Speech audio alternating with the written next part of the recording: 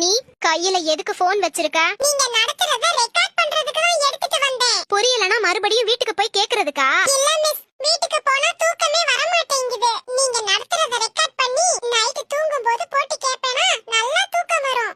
என்ன ஏத்தம்? லைப்ரரியில நல்ல நூல்கள்லாம் இருக்கும், போய் பாருங்க.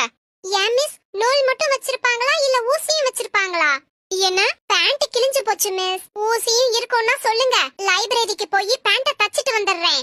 கல்வி கண் திறந்த காமராஜர் எவ்வளவோ நல்லது பண்ணிட்டு பந்தாவே இல்லாம இருக்காரு. மிஸ், எங்க அப்பாவும் பந்தா இல்லாம தான் இருப்பாரு. உங்க அப்பா அப்படி என்ன சாதிச்சாரு? போன வாரம் மேட்டுப்பட்டியில ஒரு வீட்ல 20 பவுன் நகை காணாம போச்சுல்ல.